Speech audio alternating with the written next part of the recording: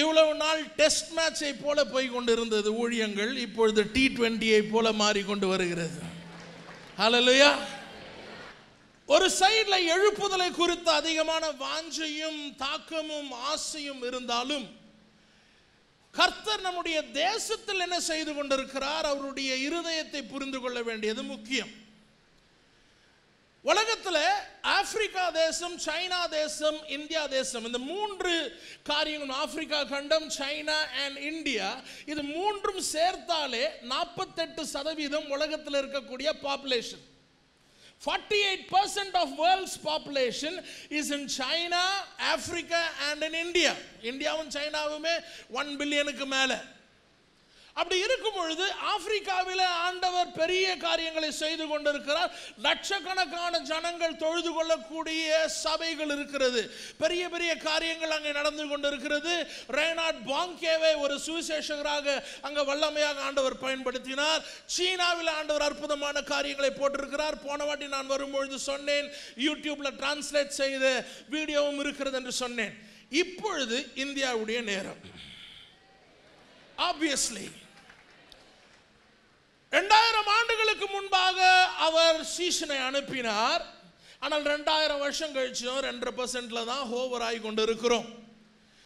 வெவ்வேறு இடத்துல சுத்தீரம் பார்க்கும் பொழுது நிறைய காரியங்கள் நடக்கிறது. பாவம் அதிகரித்து கொண்டிருக்கிறது. சின்ன சின்ன பிள்ளைகளை பலாத்காரம் செய்கின்ற நியூஸ் வருகிறது. நம்ம சமுதாயத்திலே சுத்தி பார்த்தா மனுஷனை மனுஷனாக மதிப்பது அல்ல. சமீப காலத்தில் இந்த லிஞ்சிங் என்று சொல்லுகிறார்களே, ஒரு கூட்டமாக போய் ஒருவனை சாவடிப்பது, அதை நான் பார்த்து யோசிக்கிறேன், என்ன மிருகத்தனமாக மாறிக்கொண்டிருக்கிறோம். ஒருத்தனை அடிச்சே கண்ணு முன்னால உயிர் போது, இருந்தாலும் அவனை அடிச்சு அடிச்சு அடிச்சு அடி சாகடிக்கணும்னா இருதயம் எந்த அளவுக்கு கடினமாக இருக்கணும். ஸோ இதெல்லாம் நம்ம சுத்தீரம் நடக்கிறது. சிலருடைய பிரச்சனை என்னவென்றால், அது என்னை பாதிக்கும் வரைக்கும் அது பாதிப்பாக தெரியாது. ஆனால் காலம் எப்படி வந்து கொண்டு இருக்கிறது தெரியுமா? முன்ன வட இந்தியாவில் நடக்குது, வட இந்தியாவில் நடக்குது, வட இந்தியாவில் நடக்குதுன்னு சொன்னோம்.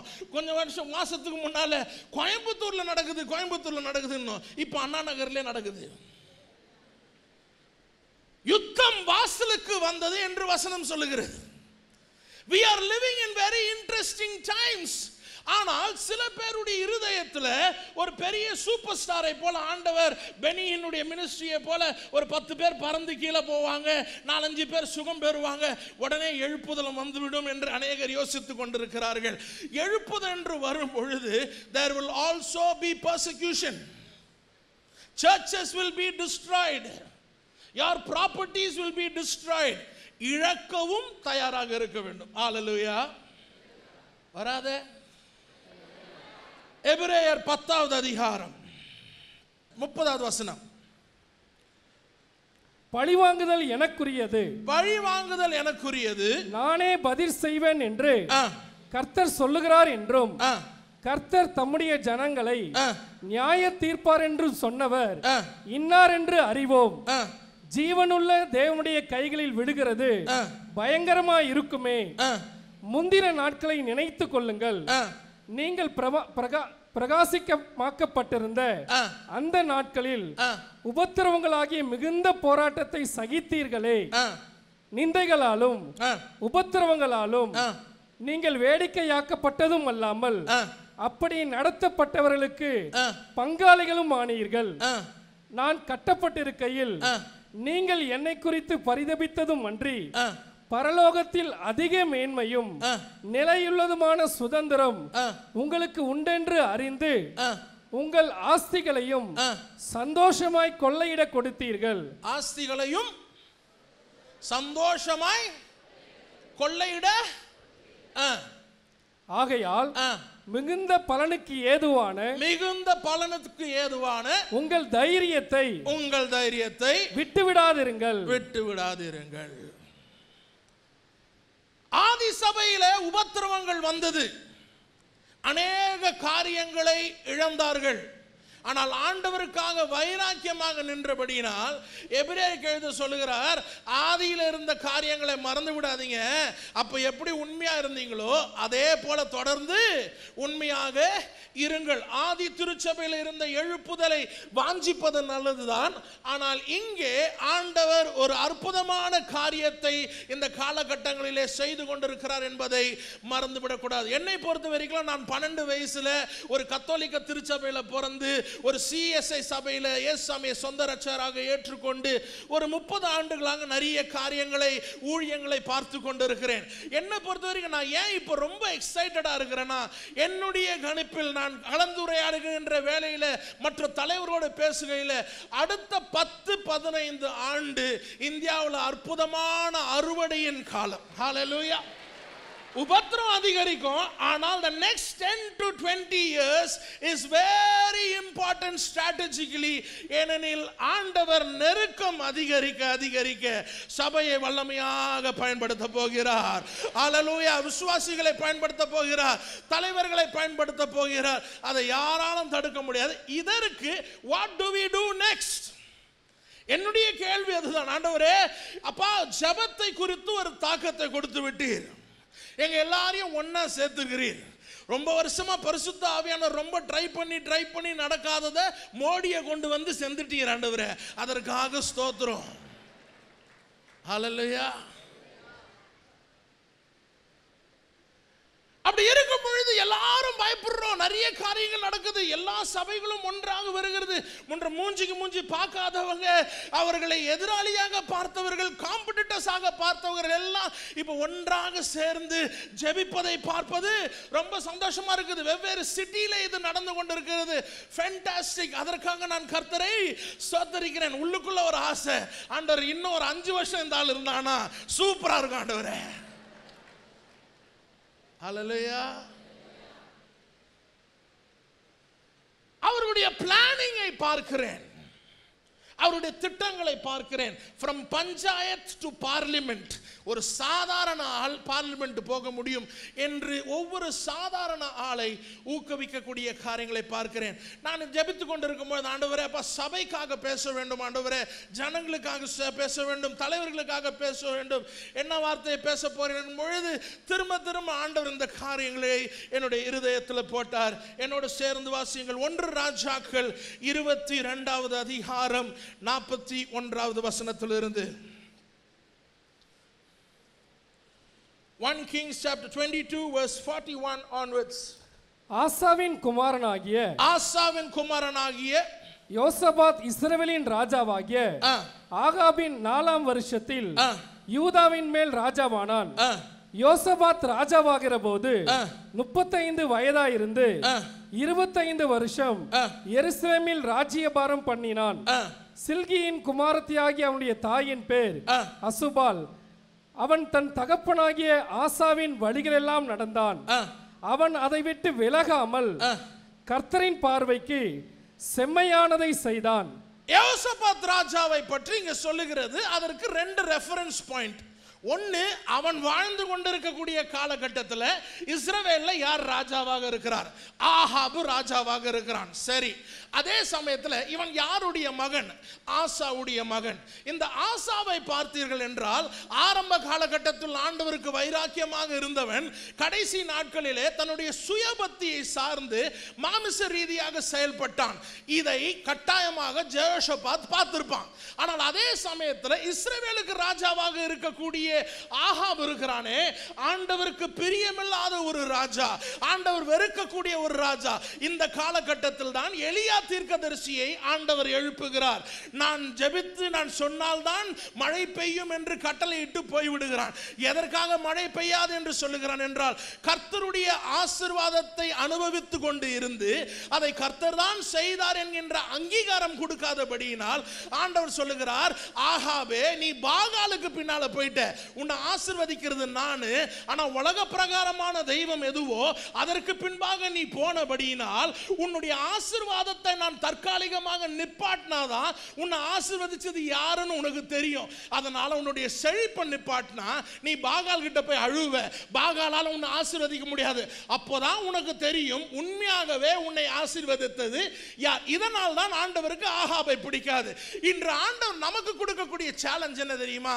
என்னுடைய ஆசீர்வாதத்தை அனுபவித்துக் கொண்டு இருக்கும் பொழுது, நான் உன்னை ஆசீர்வதித்துக் கொண்டு இருக்கும் பொழுது நீ எனக்கு உண்மையாக இல்லாமல் பாகாலுக்கு உண்மையாக இருக்கிறாய். இந்த உலகம் எதை தெய்வம் என்று அதற்கு பின்பாக போகிறதோ, எதை ஃபார்முலாவாக ஃபாலோ பண்ணி கொண்டு இருக்கிறதோ அதற்கு பின்பாக நீ போய் கொண்டிருக்காய். மகனே, நான் உன்னை நேசிக்கிறபடியினால் உனக்கு யார் கர்த்தர் என்பதை காண்பிக்கும்படி உன் ஆசீர்வாதத்தை நான் தடைப்படுத்தும் பொழுது உன்னை ஆசீர்வதித்தவர் யார் என்பதை நீ அறிந்து கொள்வாய் என்பதற்காக தான் எலியா தீர்க்கதரிசி வந்து மழை பெய்யாது என்று சொல்லுகிறான். இப்பேற்பட்டவன் ஆகாப். இவனுடைய அப்பா வைராக்கியமாக இருந்தவர் கடைசி நாட்களிலே ஆண்டவரை சாராமல் வியாதியிலும் மருத்துவர்களை சார்ந்தவர். அப்போ ரெண்டு ரெஃபரன்ஸ் பாயிண்ட் இருக்குது. அப்பா இருக்கிறாரு, ஆரம்பத்தில் வைராக்கியமாக ஓடினார் சார், ஆனால் வயசாக கடைசி காலத்தில் கொஞ்சம் ஒரு மாதிரி ஆயிட்டார் சார். ஆனால் இப்போ கண்டெம்பரரியாக உணர்த்த இருக்கிறான். பக்கத்து ஊர் ராஜா ஆகாபு, அவனும் ஒரு ஃப்ராடு பையன், ஆனால் நானோ ஆண்டவருக்கு பிரியமான வாழ்க்கையை வாழப்போகிறேன் என்று யெகோசபாத் ஆண்டவர் விரும்புகின்ற வாழ்க்கையை வாழ்ந்தான். தேவனுக்கு பயந்தான். தேவன் அவனை ஆசீர்வதித்தார். ஹல்லேலூயா, ஹல்லேலூயா. பக்கத்தில் இருக்கிற ஆளை பார்த்து கேளுங்க, உங்களை சுற்றி எத்தனை ரெஃபரன்ஸ் பாயிண்ட் இருந்தாலும் நீங்க எப்படி வாழ போறீங்க? 2 நாளாகமம் 17வது வசனம், 17வது அதிகாரம் 3வது வசனம். கர்த்தர் யோசபாத்தோடு இருந்தார். அவன் பாகால்களை தேடாமல் தன் தகப்பனாகிய தாவீதின் முன் நாட்களில் நடந்த வழிகளில் நடந்து தன் தகப்பனுடைய தேவனை தேடி இஸ்ரவேலுடைய செய்கைகளின்படி நடவாமல் அவருடைய கற்பனைகளின்படி நடந்து கொண்டான். ஆகையால் கர்த்தர் அவன் கையில் ராஜ்யபாரத்தை திடப்படுத்தினார். யூதா கோத்திரத்தார் எல்லாரும் யோசபாத்துக்கு காணிக்கைகளை கொண்டு வந்தார்கள். அவனுக்கு ஐஸ்வர்யமும் கனமும் மிகுதியாய் இருந்தது. யோசபாத்துக்கு ஐஸ்வர்யமும் கனமும் மிகுதியாய் இருந்தது. தொடர்ந்து வாசிங்க. கர்த்தருடைய வழிகளில் அவன் இருதயம் உற்சாகம் கொண்டது. அவன் மேடைகளையும் விக்கிரக தோப்புகளையும் யூதாவை விட்டு அகற்றினான். அவன் அரசாண்ட 3ஆம் வருஷத்தில், அவன் அரசாண்ட 35 வயசுல ராஜாவாகிறான். எனக்கு 41 வயசு, 38 வயதுல அவன் அரசாகி 3வது ஆண்டுல என்ன செய்யறான்? யூதாவின் பட்டணங்களிலே உபதேசம் பண்ணும்படிக்கு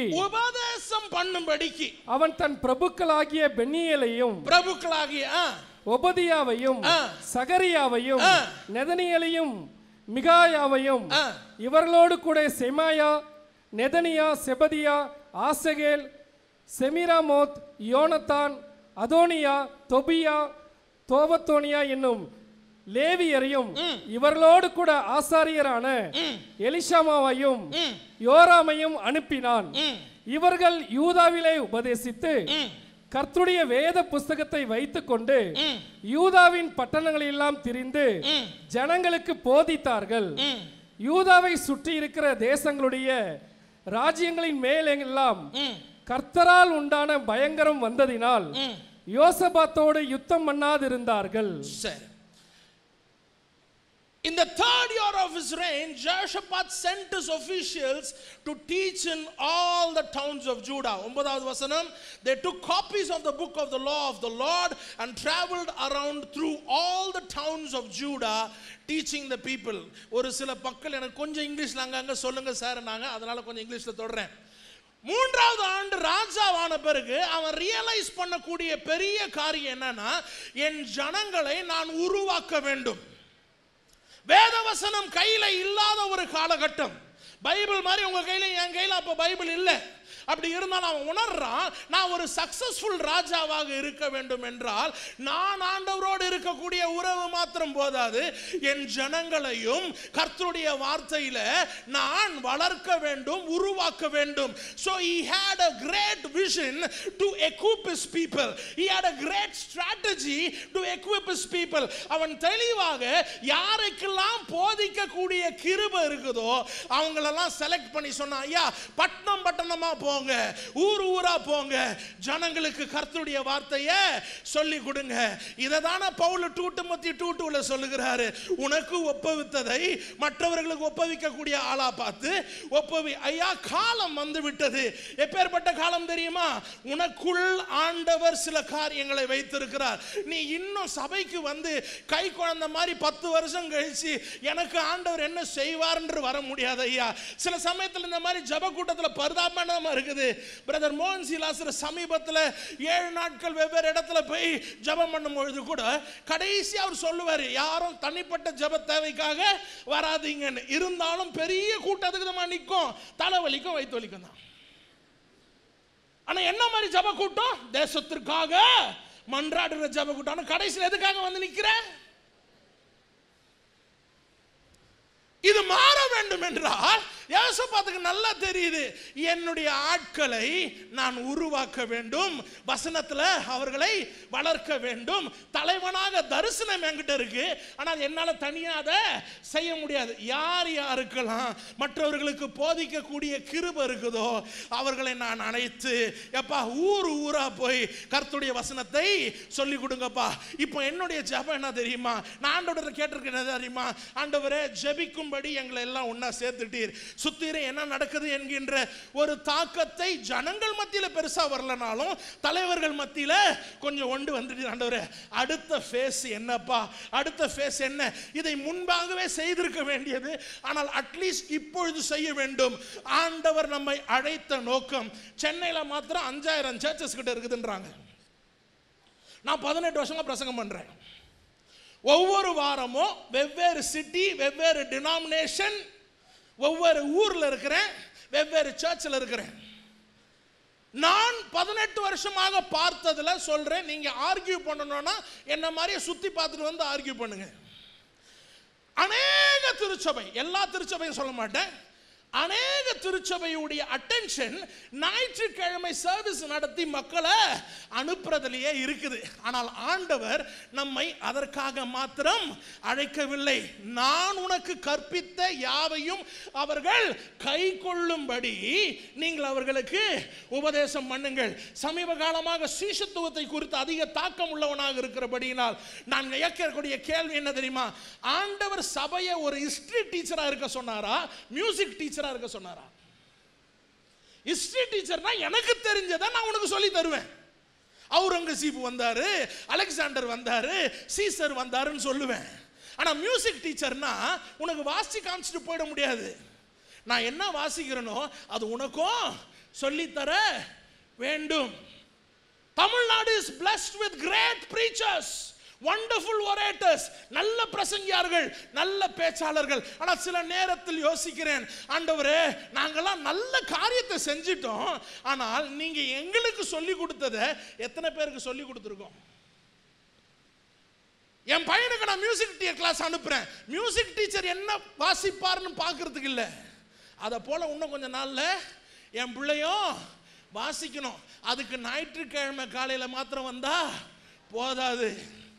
சமீபத்தில் டாக்டர் சாம் சந்தன் என்று மேலே லீடர்ஷிப் செமினார் நடத்தி கொண்டிருந்தார். அப்பொழுது நான் ஓரமாக அங்கே ஒரு போஸ்டர் பார்த்தேன், வார வேத வகுப்பறை இருக்கிறது. The church has a வார வகுப்பறை. வாரத்தில் நீங்க வசனத்தை கத்துக்க வேண்டியதுக்கு ஒரு ப்ரொவிஷன் இருக்கு. சில சபைகளில் இது இருக்கிறது, வசனத்தை ஜனங்கள் கற்றுக்கொள்ள வேண்டும் என்கின்ற ஏற்பாடு இருக்கிறது. ஆனால் அந்த வாஞ்சை விசுவாசிகளுக்கும் இருக்க வேண்டும், தலைவர்களுக்கும் இருக்க வேண்டும். ஹல்லேலூயா. இப்போ 5000 சர்ச் இருக்குதுன்னா ஞாயிற்றுக்கிழமை சர்வீஸ் நடத்திட்டு போறதற்கு மாத்திரம் ஆண்டவர் என்னை அழைக்கவில்லை ஐயா. எனக்கு கொடுத்த ஜனங்களை நான் உருவாக்க வேண்டும். நான் உங்களுக்கு கற்றுக் கொடுத்த யாவையும் அவைகள் கை கொள்ளும்படி நான் அவர்களுக்கு சொல்லித் தர வேண்டும். யோசபாத் இதை புரிந்து கொண்டான். ராஜாவாகி 3வது ஆண்டு புரிந்து கொண்டான். என்னுடைய ஜனங்கள் எல்லாவரையும் நான் கர்த்தருடைய வசனத்தில் வளர்க்க செய்ய வேண்டும். ஆண்டவர் அபிஷேகத்தை எதற்காக கொடுத்தார்? அவருக்காக சாட்சியாக இருக்கும்படி. வசனத்தை எதற்காக கொடுத்தார்? வீட்டில் போய் வாசி பாருங்க. 2 திமோத்தி 3:15 அதுல இருந்து வாசி பார்த்தா தெரியும். தேவனுடைய மனுஷன் தேறினவனாகவும் எல்லாவித நற்கிரியை செய்ய தகுதி உள்ளவனாகவும். ஊழியக்காரர்களை எது கொடுத்தாரு? எபேசியர் 4வது அதிகாரம் 11. அதுவும் எதற்காகனா விசுவாசிகளை உருவாக்குவதற்காக. நான் யோசபாத்தை பார்க்கிறேன். இன்று நாம் இருக்கக்கூடிய சபையின் நிலையை பார்க்கிறேன். ஆங்காங்கே உபவாச ஜெபம் நடக்கிறது, ஆங்காங்கே இரவு ஜெபம் நடக்கிறது. ஆனால் அடுத்த ஃபேஸாக நம்முடைய விசுவாசிகளை உருவாக்கும்படி நாம் காரியங்களை செய்ய வேண்டும். அப்பப்போ செமினார் வைக்கணும், அப்பப்போ ரிட்ரீட் வைக்கணும். 5 பேர் வரானோ 10 பேர் வரானோ கர்த்தருடைய வசனத்தில் அவனை உருவாக்க வேண்டும். எப்படி ஜெபிப்பது என்று சொல்லித்தர வேண்டும். ஆவியின் வரங்களிலே எப்படி செயல்படுவது என்று சொல்லித்தர வேண்டும். It is time that we are equipping the church of God.